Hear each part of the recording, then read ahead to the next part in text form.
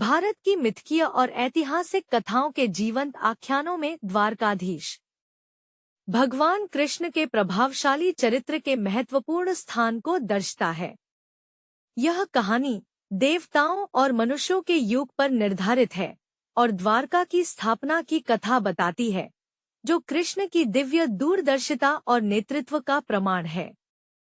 बहुत समय पहले मथुरा की भूमि कृष्ण के द्वारा शासित थी, जिन्होंने अपनी प्रजा को समृद्धि और शांति प्रदान की थी। कृष्ण का शासन अनेक दानवों और अत्याचारियों को आकर्षित करता था। इनमें से एक था तानाशाह कंस, जिसे कृष्ण ने अपनी प्रजा की रक्षा के लिए पराजित किया।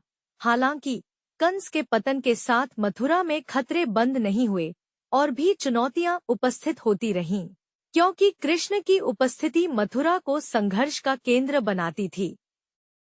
इस उथल पुथल को देखते हुए कृष्ण ने एक समाधान पर विचार किया, जो उनकी प्रजा की सुरक्षा सुनिश्चित करता और उनके अनुयायियों के लिए शांतिपूर्ण आश्रय प्रदान करता। दिव्य दृष्टि के माध्यम से उन्होंने भारत के पश्चिमी तट को आदर्श स्थान के रूप में देखा। सेलेस्टियल सलाह और अपने अटूट संकल्प से प्रेरित होकर कृष्ण ने महासागर देवता वरुण से उस भूमि को वरदान के रूप में मांगा जो समुद्र के नीचे थी।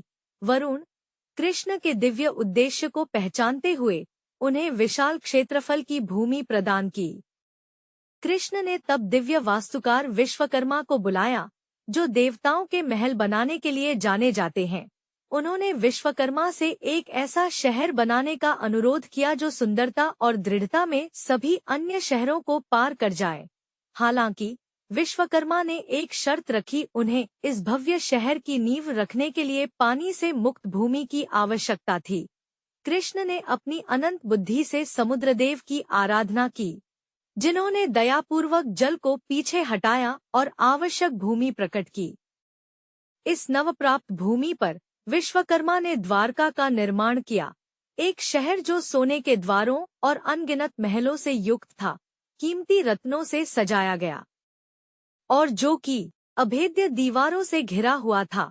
द्वारका केवल वास्तुकला का चमत्कार ही नहीं, बल्कि एक ऐसा किला भी था जिसे कोई शत्रु नहीं घेर सकता था। यह उन सभी के लिए एक आश्रय स्थल बन गया जो बाहरी दुनिया की उथल पुथल से शरण चाहते थे। कृष्ण अपनी प्रजा के साथ मथुरा से द्वारका आ गए। द्वारका में उन्होंने बुद्धिमानी से शासन किया। उनका महल दिव्य रणनीति और पृथ्वी के शासन का केंद्र बन गया। उनके शासनकाल में द्वारका वाणिज्य और संस्कृति का केंद्र बनकर समृद्ध हुआ। इसकी महिमा ऋषियों द्वारा गाई गई और शास्त्रों में दर्ज की गई। यह शहर धर्म, न्याय और भक्ति प्रकाशस्तंभ बन गया, जिसने दूर दूर से भक्तों को आकर्षित किया।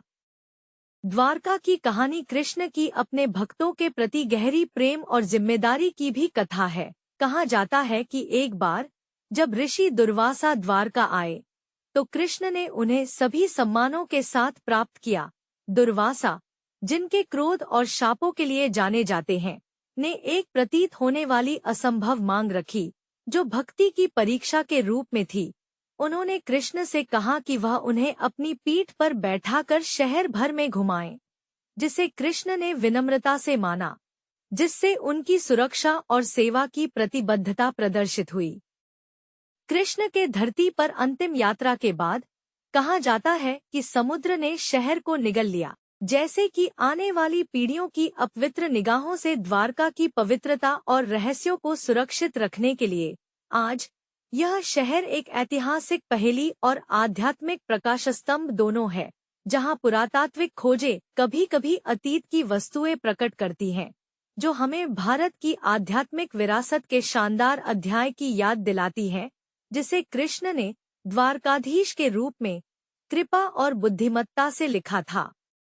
इस प्रकार द्वारकाधीश और उनके दिव्य शहर द्वारका की कथा एक स्थायी किंवदंती के रूप में रहती है, जो अपने नेतृत्व, भक्ति और दिव्य न्याय के आदर्शों के माध्यम से अनगिनत पीढ़ियों को प्रेरित करती है।